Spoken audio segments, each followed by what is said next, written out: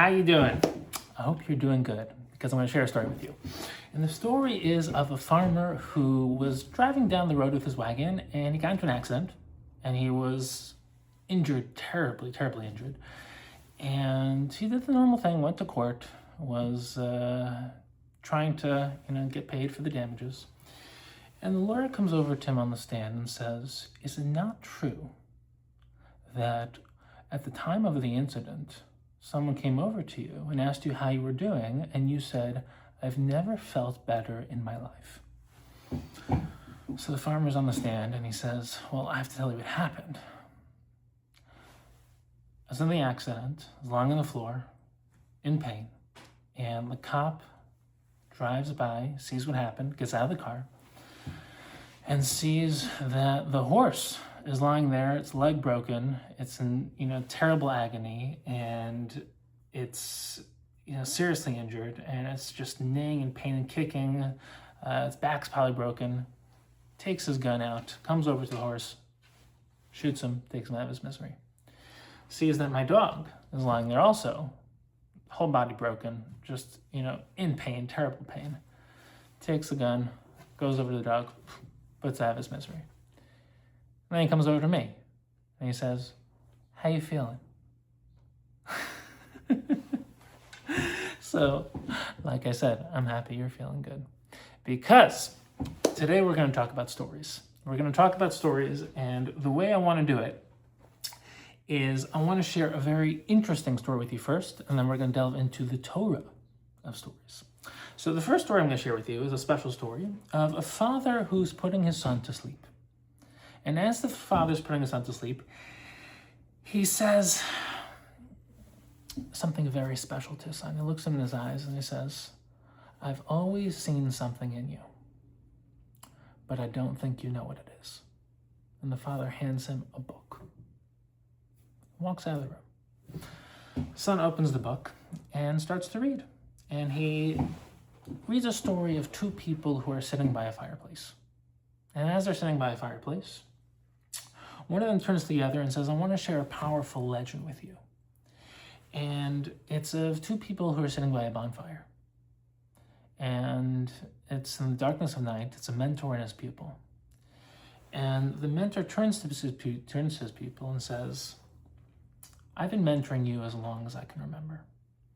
And I've told you time and time again that I've always seen something in you.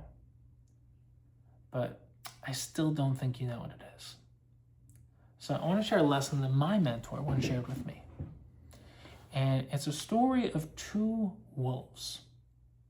And my mentor told me that there's two wolves who live inside of every single one of us. One's good, one's evil. And they're both trying to win."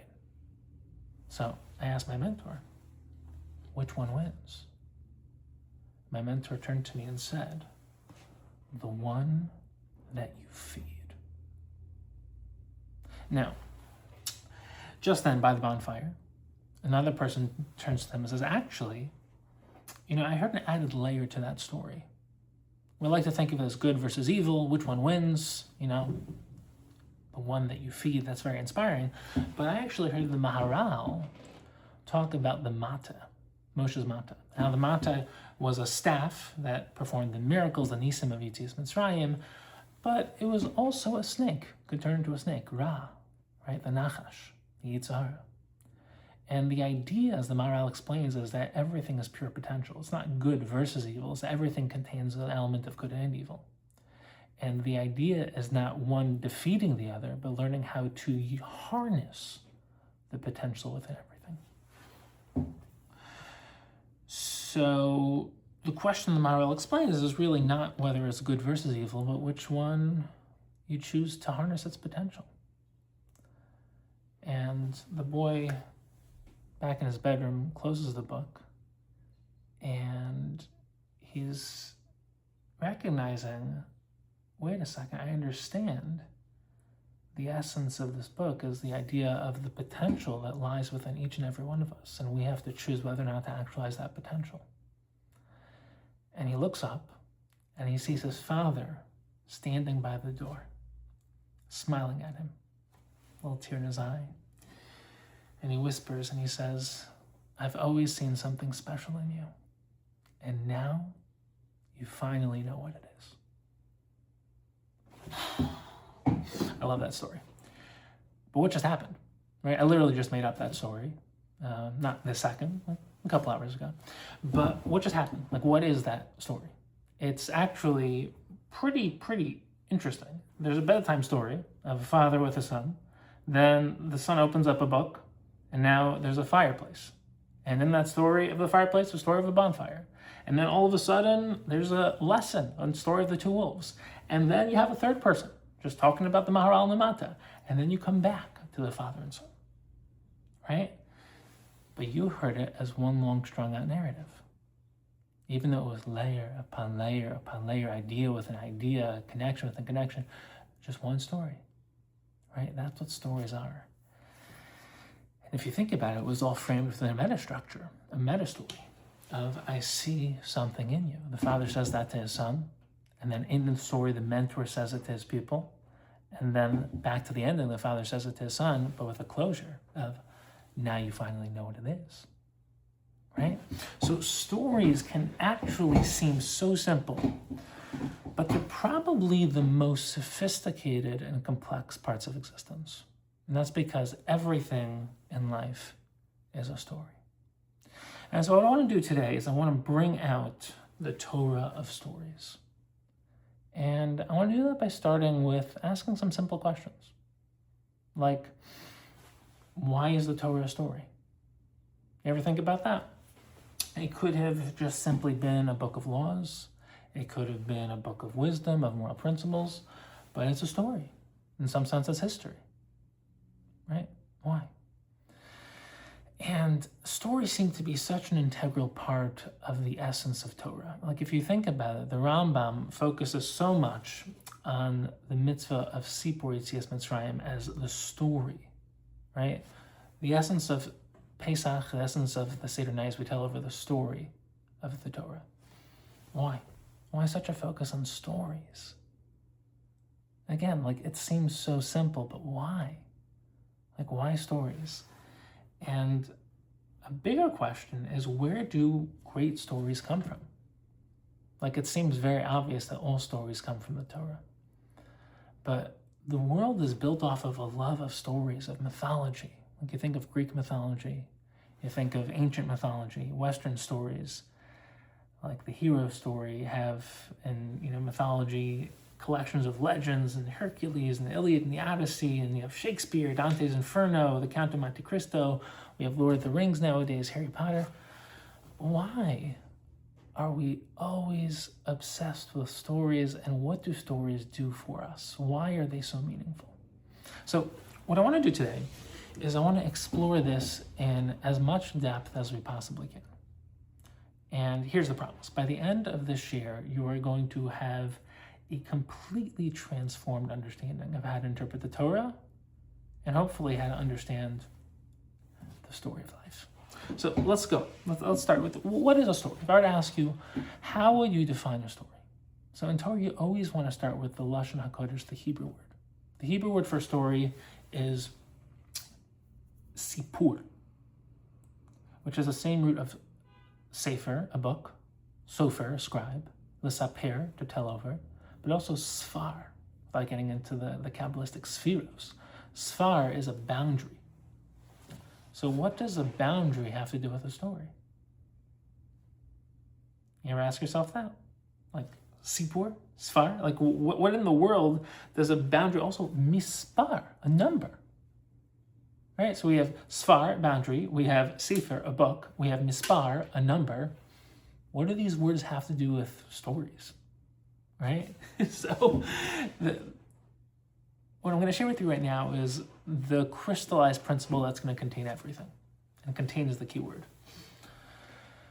A story is taking something infinite, something transcendent, something limitless, something infinite in nature, and giving it a boundary, a structure, a framework within which it can exist. Which is why stories contain everything. What does that mean? So like every deep concept, it would take us forever to actually delve into it, but we're going to try our best to delve into this in the most meaningful way possible. And we're going to start by unpacking the concept of a story. So if I were to ask you to define a story, not in spiritual and Torah terms, but just, when you hear story, what is a story? So I'm actually asking you, think about it. You can pause if you want, but think about what a story is. So on the surface level, a story is just a sequence. It's a narrative. It's a flow of data, information, things happening. But a good story isn't just a continuity. There's cause and effect. This happens, that causes this to happen, that causes this to happen. And, I was actually once talking to a great story writer, and he said that the key to a great story is not just cause and effect, but you want to have a but then. As in, this happens, but then this happens.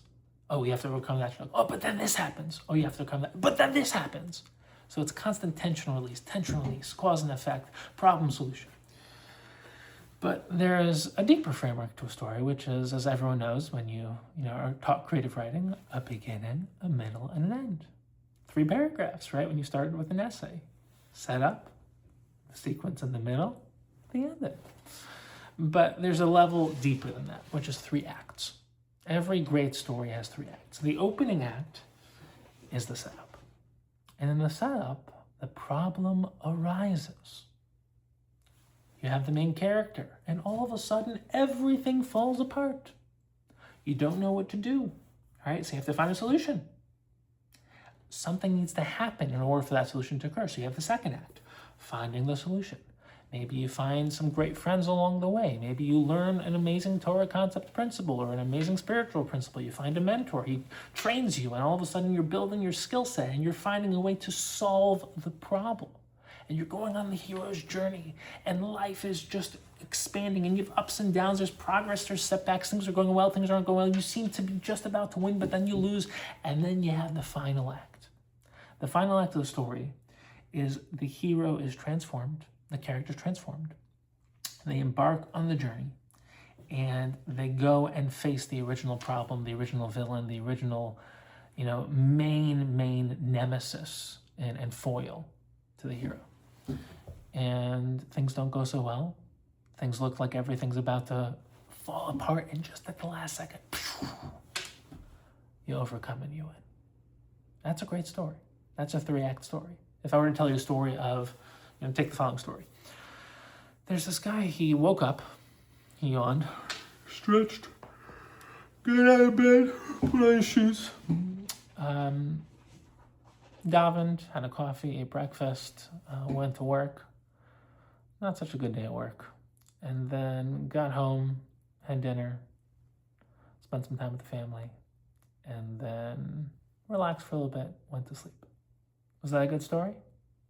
Would you watch that movie? Would you read that book? No. Why? Because nothing happened. Nothing of consequence happened. Nothing of significance happened. A great story is a meta-story.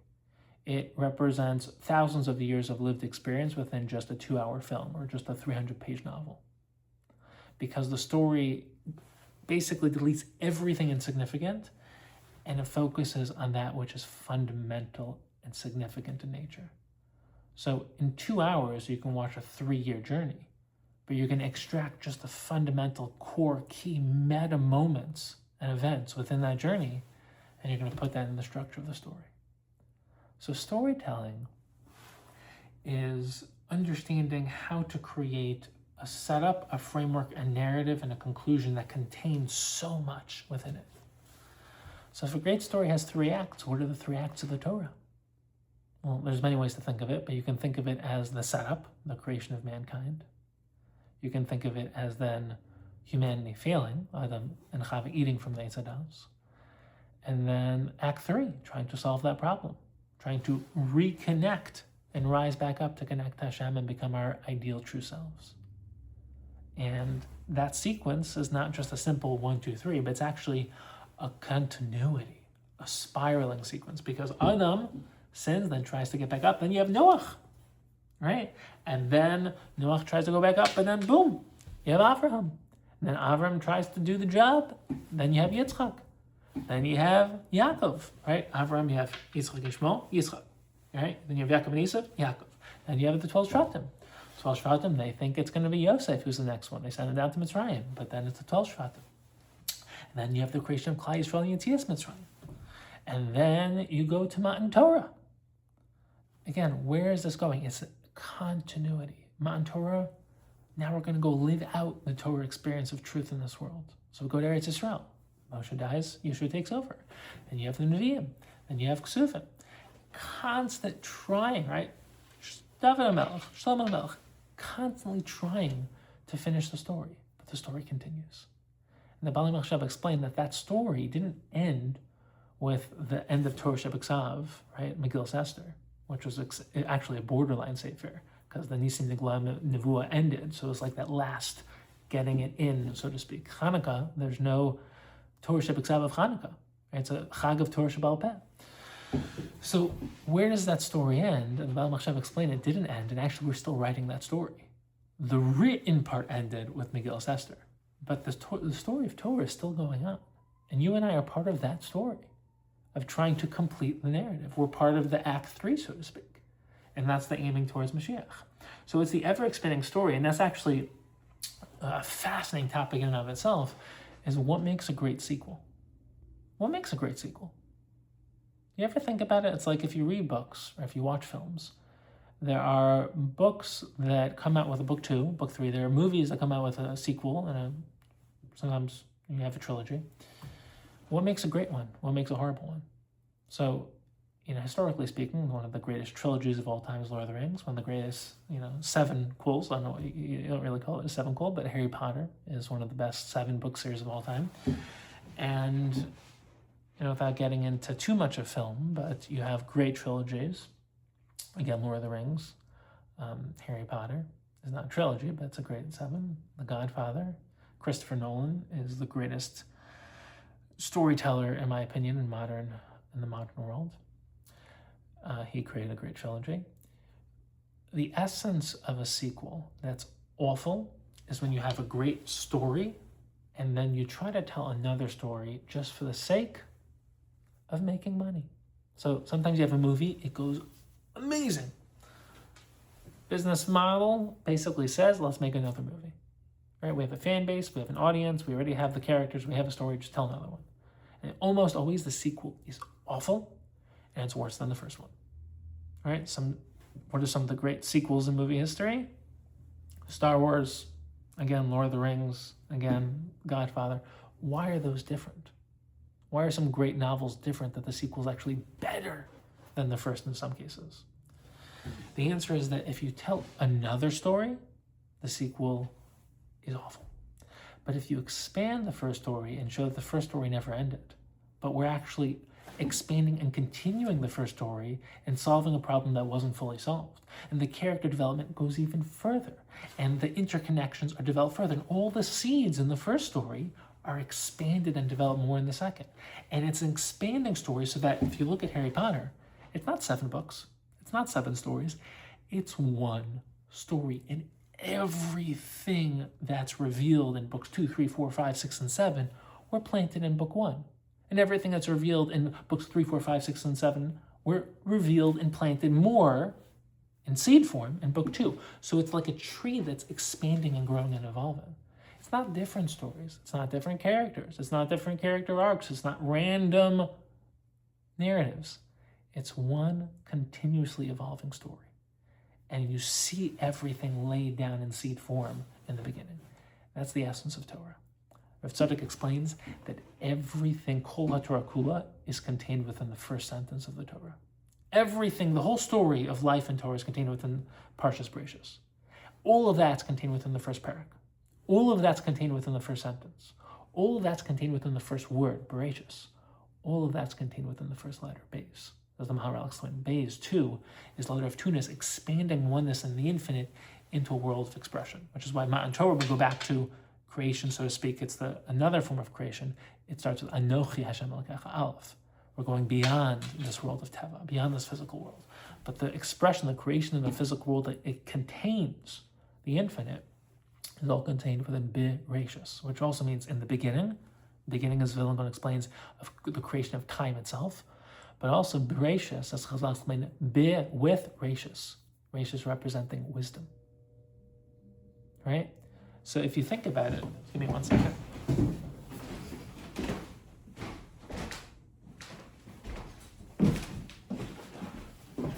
We are not going to cut that out, right? Because it's part of the story. Pausing is part of the story. So when you think about it, the world is an expression of the infinite, an expression of wisdom. All that's contained within the first letter. But that is the continuity of the story evolving, right? Everything's contained within the first letter, the first word, the first parak, the first parsha, the first sefer. It's an expanding story. That's what makes an epic sequel. Because if you look at all the stories of Kol Torah Kula, all of Tanakh, it's expanding the original stories. Like literally everything is not the Mauritian story. Literally everything is an Avram Avinu story. Well, everything. I can go into it like leaving your home, going out into the unknown, pursuing the truth, sacrificing everything for the sake of Hashem's will. That's the story of life. It's literally everything. Right? And then you have Yitzchak's story, a little different than Avram's. You have Yaakov's story, a little different than Yitzchak's. You have Yosef's story, very similar to Yaakov's, but different. Then you have Moshe Rabbeinu's story, very similar to Avram, but different. So that's the essence of sequels. So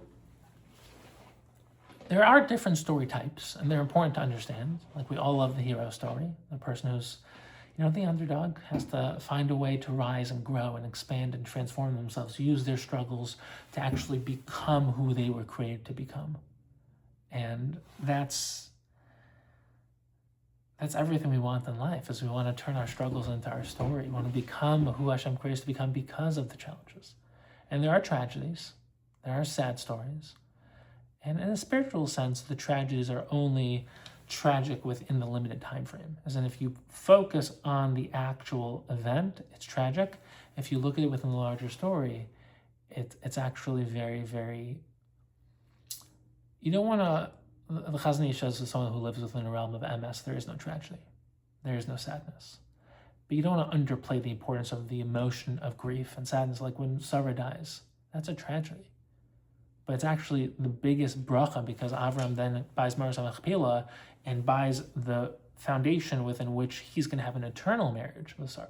So there's tragedy, but then there's the sequel to the tragedy, which is a heightened, deeper eternal marriage, right? So tragedy is part of, and Shakespeare and the kind of the real tragedies that don't try to say, oh, and it's also happy, it's just sad, like Romeo and Juliet. They both killed themselves. That's not very happy. That's a real tragedy. And there's no spiritual framework of, oh, but then they're going to go and have an eternal spiritual marriage together. No, that's just a tragedy. That's just an epic tragedy. So one of the deepest Torah stories is what's called, in some sense, it's like the mystery. We're like, what's going to happen? What's actually going on? And then there's like the aha moment. And spiritually, that's called, I'll give you an example. When Yosef is basically hiding his identity, and he puts his brothers through this entire struggle, this entire story. And at the end, he says just a couple words. Ani Yosef, ha'od avichai. Right, those 5 words retroactively transform the entire story. Imagine that's like I think the Chavetz Chaim says that's the Mashiach model, as in this recognition that everything that happened was leading up to the ultimate revelation.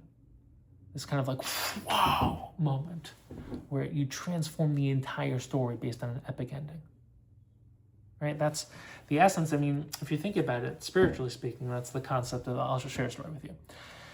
Guy is walking down the street, sees someone who he hasn't seen in 20 years, his old high school friend, and he's like, oh my gosh, I haven't seen you in forever. How's life? They start catching up, they're schmoozing, they're sharing old stories, they're having fun, they're sharing their old, we stayed up late and now we remember, this happened and we went there, and they're just having a great time.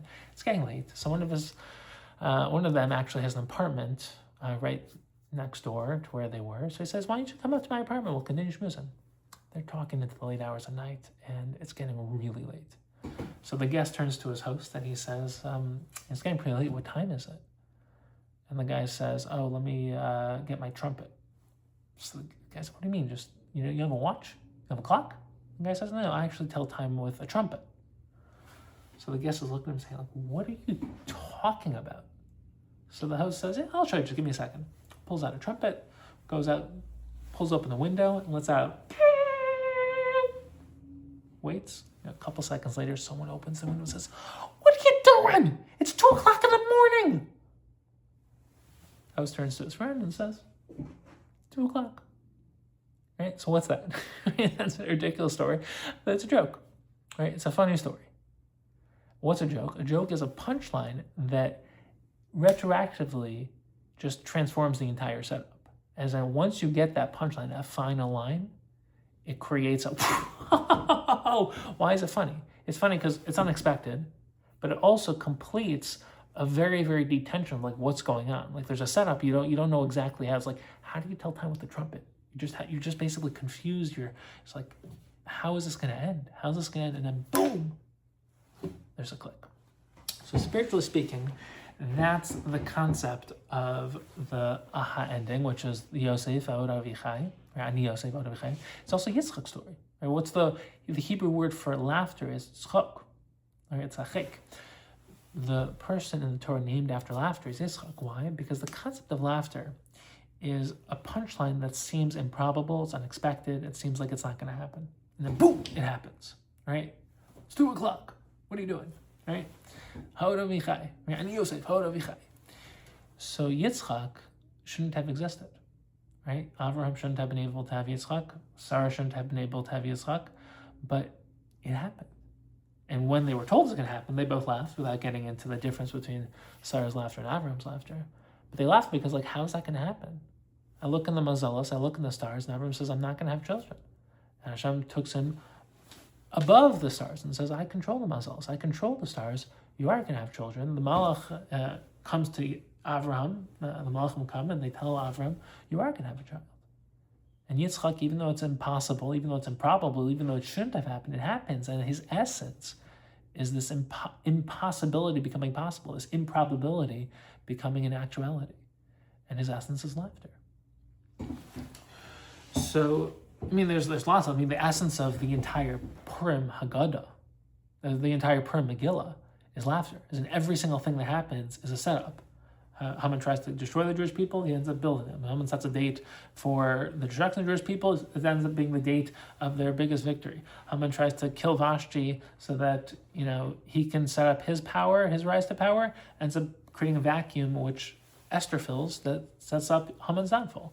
Haman builds the gallows to kill Mordechai, ends up building the gallows that ends up killing him. The Vilna Gaon explains, he makes it so high so that anyone can see it from anywhere, and Achashverosh can see it from where he sits in his palace, and that ends up being the moment where, at his worst, when Achashverosh is angry, he sees the gallows and says, "Who built that? Where's that for?" And that ends up being the gallows that they use for Haman.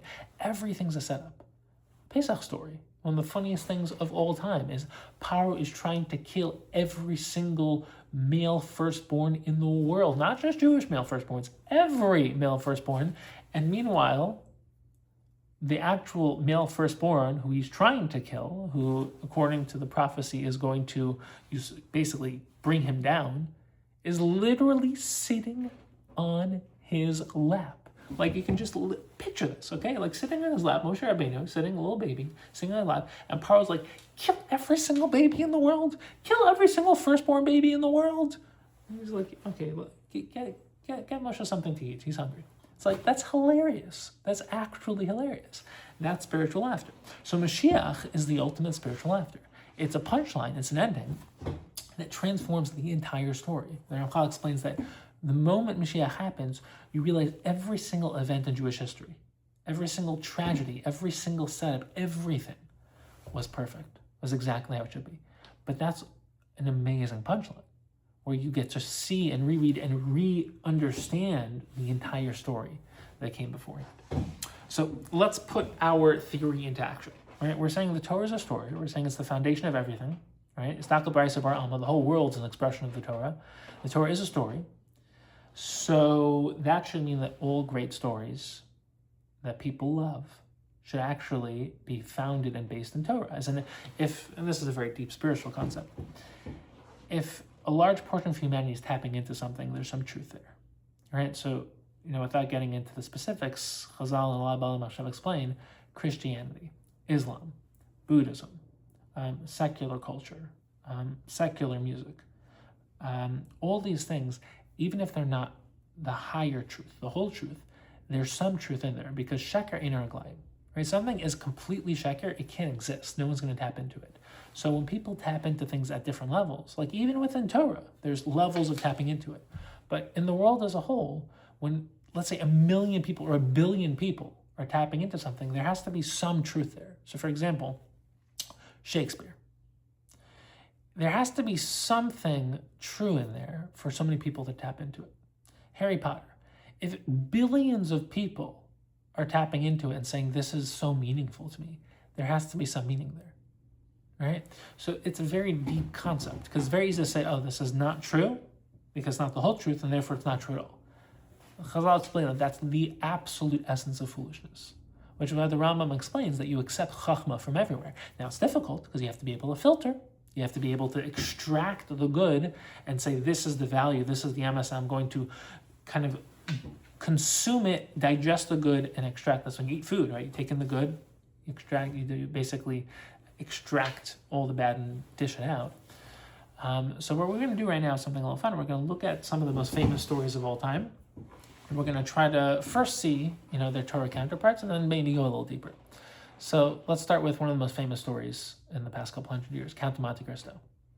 Right? Guy is innocent guy, good guy, and someone's jealous of him. So he sets up actually a couple people. They set him up, they frame him for being a traitor, and he gets put in jail.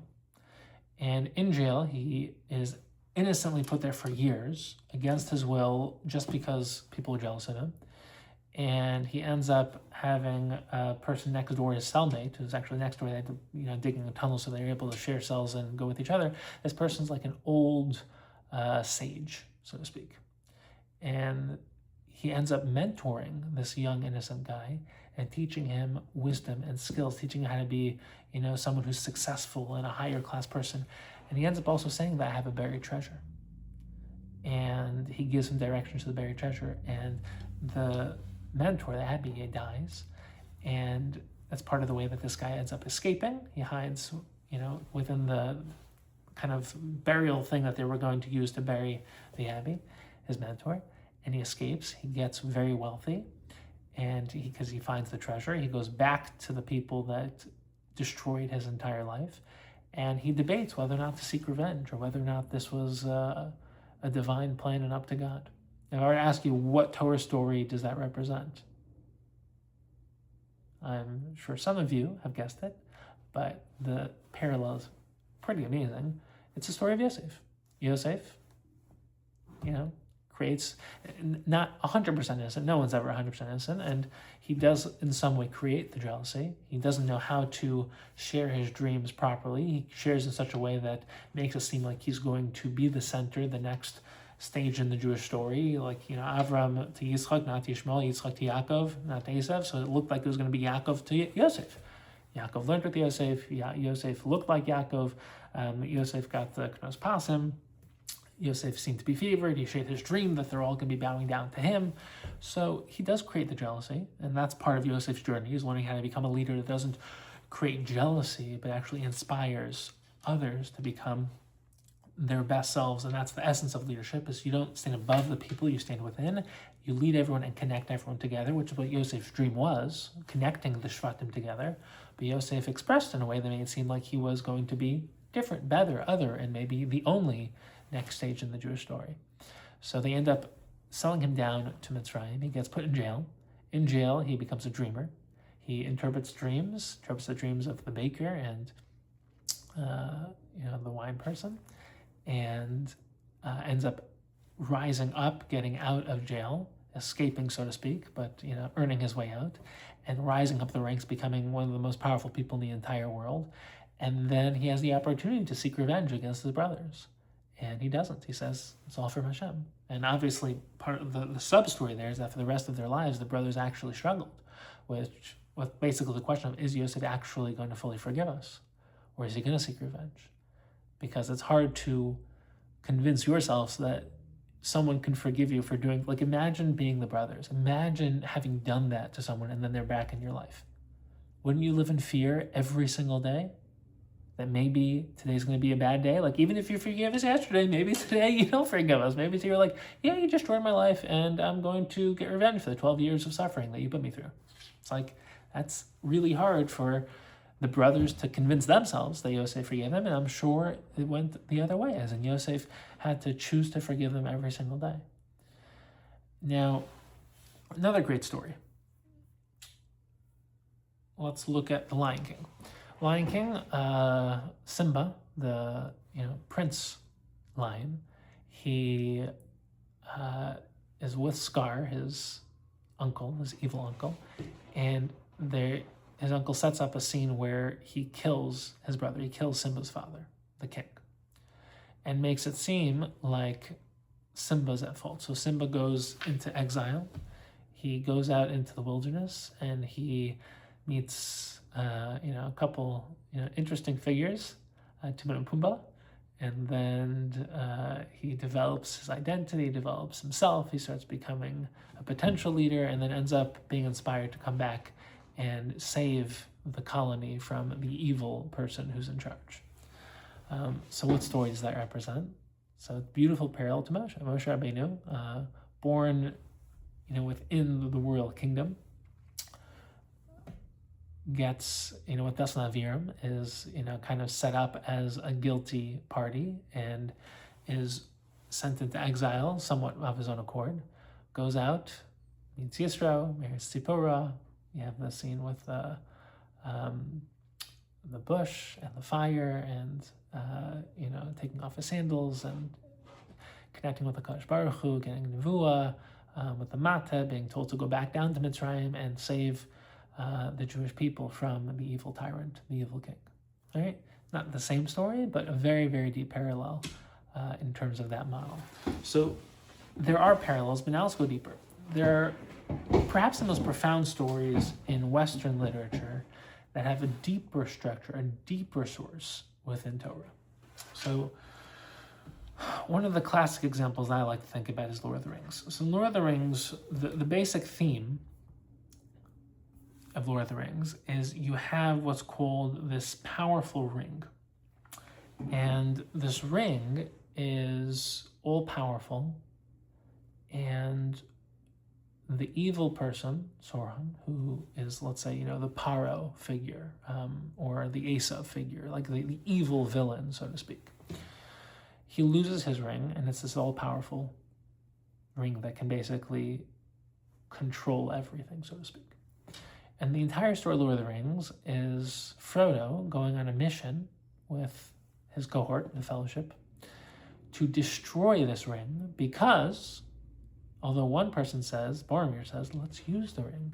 Let's use this ring of power and we'll do good with it. But Gandalf and everyone else says, no, we're going to destroy this ring. We're going to destroy this ring because it will consume you, it will make you evil, it cannot be used for good. So what's the basic premise of that entire narrative? Is that power corrupts, power is evil, and that instead of using power, you have to get rid of power. So that is a childlike story of the ultimate story, which is, as we mentioned earlier, the Maharal explained the essence of the Mata. The Mata is pure potential, containing the potential for ultimate evil, the Nachash, Yetzer Hara, Ra, but also the ultimate expression of good, the Mata, the staff which can express the ultimate awesomeness of HaKadosh Baruch Hu, the Nisim Nigloim, and being that which expresses Hashem in the world and reveals Hashem to the world. It can be both, right? You can throw it to the ground and it becomes a snake. You can raise it back up to Shemayim and it becomes a Mata. It can become something bent and twisted, something that doesn't represent the straight path back to our Makor, back to our source. Or you can lift it back up and straighten that path. It's the same thing, by the way, with when we ended up having the plague that was basically killing all of Klal Yisrael when it came to Bilam. Moshe is the famous medical sign of the staff with a snake around it, of saying that all good and all bad comes from the same source. And the way that they were able to uplift themselves from this affliction was looking up, not towards the staff and the Nachash, but looking up, as in recognizing that it all came from the ultimate source of HaKadosh Baruch Hu. And once you recognize the Makkah came from Hashem, the refuah can come from Hashem as well, which is interesting that the entire medical world adopts that staff with the twisted snake around the staff, that copper model. So the essence of the deeper story is not destroying the ring like in Lord of the Rings, but recognizing that the essence of power is just potential, and that you use it, you don't become used by it. Similar for Harry Potter. Harry Potter is a battle between love and hate, between good and evil. And Harry gets a piece of evil embedded within him, a piece of Voldemort embedded within him. That's the scar. That's, basically this connection that he has with Voldemort. And the real conclusion of the story is that Harry has to kill the part of Voldemort within him in order to win. So good has to defeat evil, love has to destroy evil, and Harry has to kill Voldemort. That's not the deeper story. The deeper story is the one of Yaakov and Esav. Yaakov absorbs and adopts Esav's role, that role of physicality, of the conceptual concept of evil, and he absorbs it within him, and he doesn't destroy it. He doesn't kill it. He utilizes it. He adopts both roles, right? He marries Rachel and Leah. He has the entire story of good and evil, of physical and spiritual, of transcendent, of infinite and finite, of Sfar, right? Boundaries, Sipur story, and that which is Lamala Min HaTeva. He embodies the complete story. So that's a more holistic, harmonious form of the story of good and evil. It's not simple. It's not easy. It's a lot easier to say good should kill evil, right? Love should destroy hate. The infinite should overcome the finite, right? The spiritual should overcome the physical. But that is not the deeper spiritual story. So now let's go into perhaps the most powerful concept of storytelling, which is the deeper stories. What makes a story great? What makes a story deep? So the answer is the spiritual concept of Pardes. Pardes is Pshat, Ramesh, Drash. So you have the same pasuk in the Torah, and it has levels and layers. The greatest stories are deep. They have layers. And what that means is that, I made a bracha, don't worry. And what that means is that the text itself is infinitely meaningful. Not just a narrative, not just a story. Like you can have a plot summary. Like if I tell you the Torah, I can tell you the story of the Torah, right? Adam Harishon, he sins. Then you have Noach, and you have Avram, then you have Yitzchak and Yaakov and Moshe. You basically can just tell the story. But a great book, a great novel, a great story, every single detail is infinitely significant and connects with everything else in the entire story and has layers and layers, and they all interconnect. So when you learn Gemara, like let's take it, right? Torah Shebeksav, there's the actual pshat, right? The actual words. There's the meaning of the words, translating them, understanding what they mean. Then there's that which is extracted from those words, all of Torah Shebal Peh, right? All of Chazal, all of Mishnayos, all of Gemara, all of Midrash, right? Then you have Rishonim. They extract everything, and the Gonim and the Rishonim extract everything within Torah Shebal Peh, everything within Chazal. Then you have the Achronim extracting everything from within the Rishonim. Then you have modern Achronim, modern Poskim, extracting everything from, the later Achronim. So what ends up happening is that when you break it down, a great text, everything is meaningful. It's like taking an orange and squeezing it. You have what looks like an orange, but you squeeze it, you get all that juice that's hidden within. So great texts, great stories. Every single letter, every word, every single sentence is perfect. Is placed there in the right way, in the right order, with the right words. And it's if you learn the Torah that way and you understand how to learn Torah that way, it's mind-boggling. And certain humans wrote that way, like the Rambam. The reason why the Rambam is studied the way he is because he wrote like that. Every single word, every single halacha, every single sentence structured the way, in the right way, in the right place, in the right, where he puts things, it's all meaningful. It's all thought out. It's all layered. It's all conceptually interconnected. So Now let's go a step deeper. What does meaning mean, right? When I say a great text is so meaningful, everything has, interconnections, and it all means something. What is meaning? So to understand the concept of meaning, you have to understand the concept of purpose, right? People say, I want to live a life of purpose and meaning, right? Everyone says that. I want to live a life of meaning and purpose, meaning and purpose. Well, what's meaning and what's purpose? And people are like, meaning and purpose. Well, what does that mean? So I'll give you a hint. I just said, what does that mean? Meaning. What does that mean?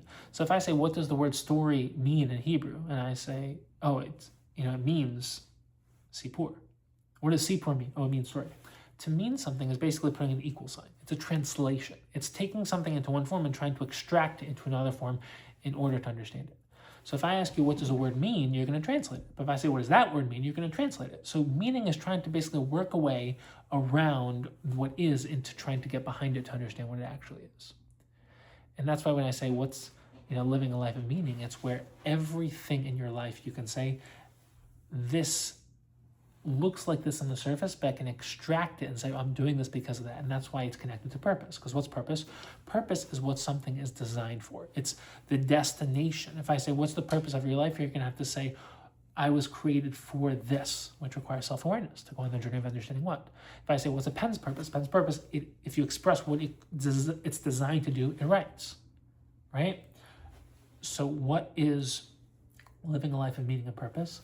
Is when you're aiming your entire life towards a purpose, towards a destination, and everything in your life, you can say it's meaningful because I can say this, I did that, I experienced that. This is something which aligns with the ultimate purpose. So the way I eat, the way I talk, the way I speak, the way I think, the way I look, it's all in alignment with the purpose I'm aiming for, which makes it meaningful because I can say all the things in my life are not just surface level there, they're not just habits, but there's so much that goes into it, so much thought that went behind it, and so much experiential meaning that's contained within it. So the greatest stories are purposeful and meaningful. They're parties. Every single detail contains meaning. It's layer upon layer. It's literally endless, like infinite subtle interconnections. Everything's interconnected. If you look at great stories, there's amazing character arcs, amazing character development, and there's archetypical themes. Every single theme in the Torah is so deep. Every single theme. And the most important thing is that there's wisdom. There's wisdom contained in everything.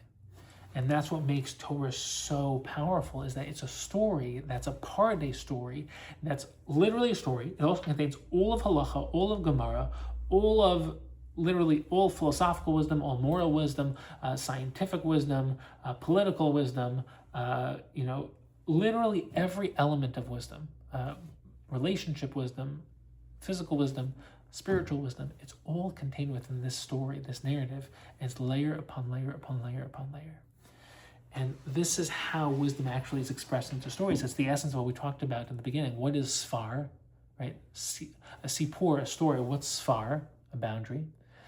A story is something bounded, something that has a boundary that contains the infinite within it, right? Great stories contain that which is so powerful, the wisdom that is so infinite, so beyond words. It's contained within these limited, finite words.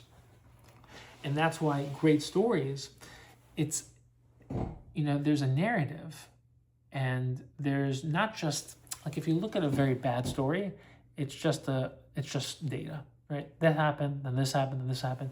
A great story, it's not just data. It's not just a narrative. There's elements, there's themes, there's ideas, there's principles, there's wisdom in action. It's just extraordinary. And this was the paradox of creating the Torah. Before the Torah was created, Moshe couldn't speak. The Maharal explains it wasn't because he had a speech impediment. It was because he couldn't take the infinite wisdom of truth and put it into finite words. That's a paradox. It shouldn't be able to happen. Right? We talk about the essence of life, the meaning of life. Why are we here? When we think of Hashem, Hashem is a word. It means the name. We're talking about Yud Kei Vav Kei. We're talking about Ein Sof. Like, Hashem, who is Hashem? Why is Hashem? Why am I? Why are we? Why is anything? What is going on in life? Like, why are we here? What's going on?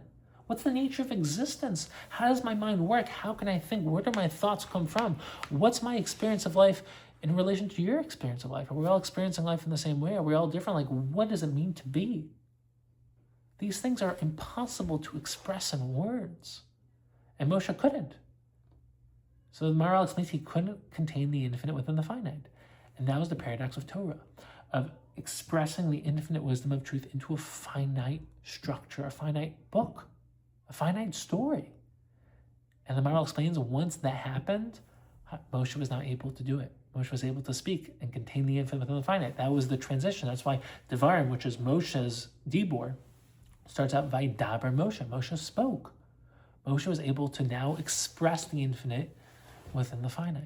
That was the magical, just amazing transition. Moshe gained that same ability. So we're understanding the essence of stories. We're understanding the power of stories. We're understanding what stories do to us, what stories contain. And now we can understand why the Torah and living a Torah life is so story-oriented. Why we're like literally every holiday, every Chag, we're talking about the stories that happened. And Pesach, the Rambam talks about Sipur Yetzias Mitzrayim. I'm talking about the story of the Jewish people as being the essence. Right? If Pesach's about Emunah, Bitachon, and the story of the Jewish people, why do we have to talk about the story of Yetzias Mitzrayim? Just talk about the principles, the wisdom.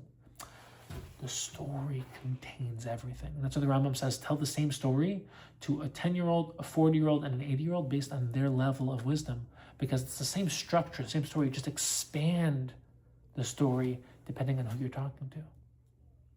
That's why stories are the universal elements of sharing wisdom.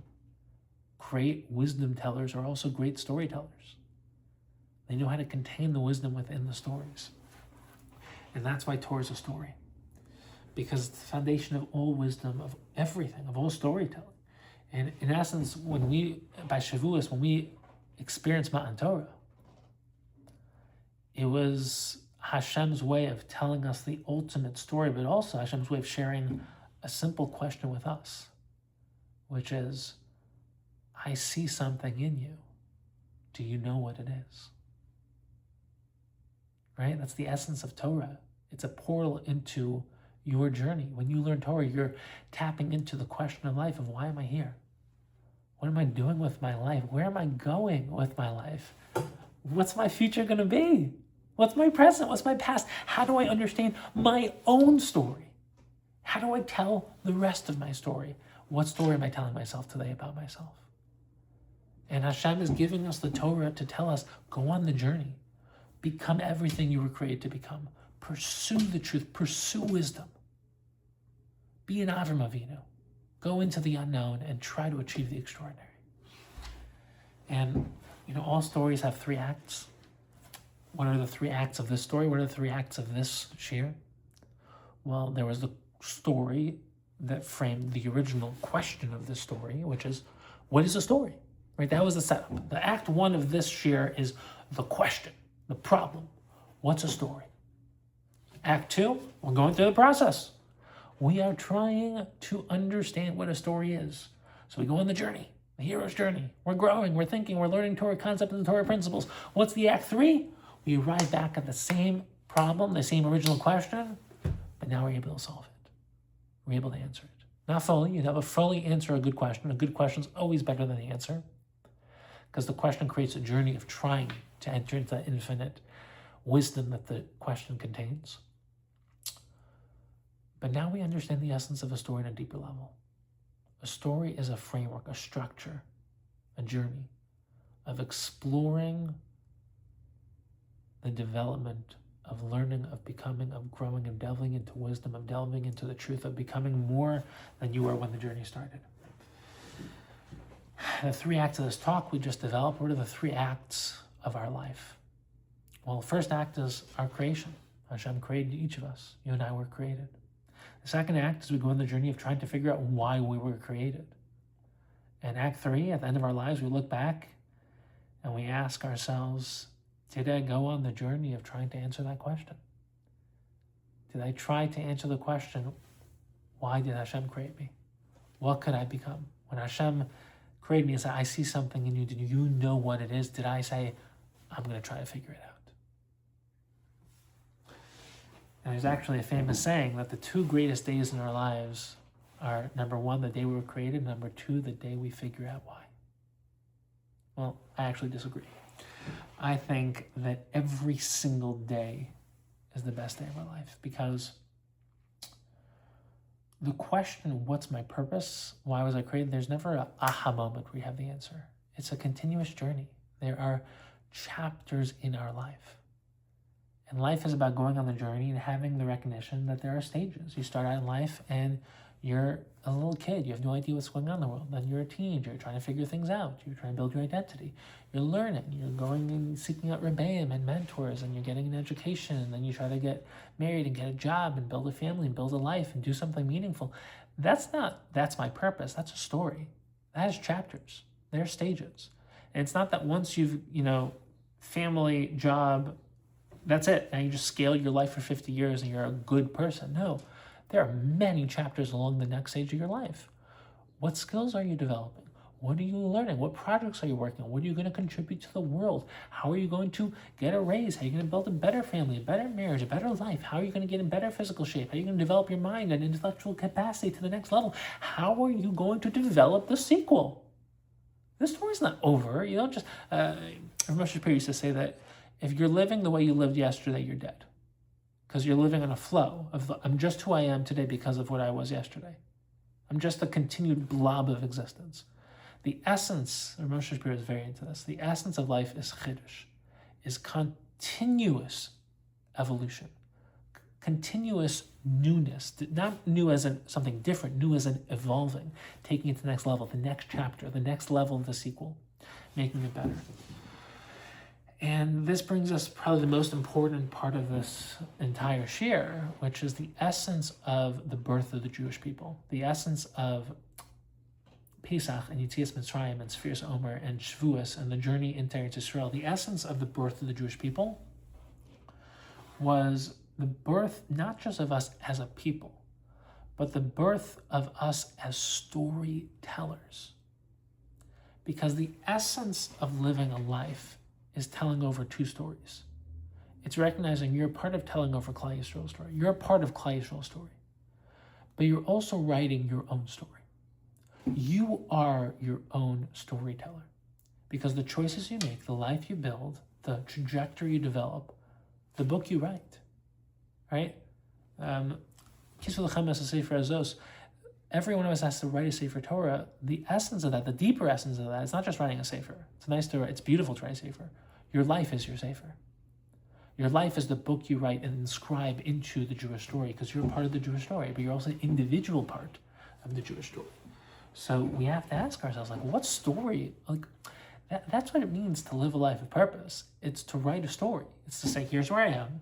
Here's where I want to be in a year from now, 5 years from now, 10 years from now, 50 years from now. Here's what I have to do to get there. And I'm going to start developing myself and my skill set, my mindset, and my life to orient towards writing that story, to head myself towards that destination. That's an author. An author writes intentionally. And that's the essence of what the creation of the Jewish people were. It's, you have to become a storyteller. Now, part of that is asking yourself, what story do you tell yourself about yourself? Am I capable of greatness? Am I capable of learning and developing a wisdom within my mind, becoming a leader, becoming someone who makes an impact, becoming someone who loves their life, who is trying to help others by helping themselves and developing themselves, developing their skill sets, their health, their emotional well-being, intellectual development, their spiritual development, their consciousness and self-awareness abilities, developing your ability to make a living and financially support yourself and make an impact in the Jewish community. What are you telling yourself about yourself? Because a lot of people, their internal world is, I can't do anything. I'm on survival mode. I'm just going to try to be. But the more you rewire the story in your head and you say, Hashem created us for a reason. Hashem created me for a reason. Hashem created us for greatness. Hashem created me for greatness. Hashem created us to pursue the truth. Hashem created me to pursue the truth. The more you do that, the more that you start to live this incredible story. And that's why we say in the Seder, whoever increases in how they tell over the story of Yetzias Mitzrayim, that's praiseworthy. Why? Because Yetzias Mitzrayim is the birth of the Jewish people, the birth of the Jewish story. So it's not just telling over more stories. It's not just telling over more Divrei Torah at the Seder night. It's not just quantitative. It's qualitative. But what's the story of Yetzias Mitzrayim? The story of the Yetzias Mitzrayim is the story of the Jewish people. When did that story end? Did it end when we left Mitzrayim? Did it end by Kriyas Yamsuf? Did it end by Mount Torah? Did it end when we built the Mishkan? Did it end when we entered Eretz Yisrael? The story is still going, right? The sequel, the chapters, the continuity. So v'chol hamar b'lasaper, whoever increases on how they inscribe and write themselves into the Jewish story, that's praiseworthy. That's amazing, right? Because now you get to say, how am I going to become the best version of myself so I can also become a contributing part of the Jewish story of Klal Yisrael? That's epic. That's epic. And the most beautiful thing is that what happens if we actually do this? What happens if we actually go on that journey? Right? I mean, you really think about it, right? If you go on that journey, when you look at yourself and you look at everyone else around you and you see all the potential being actualized, you can now say, I see something in you and I finally know what it is.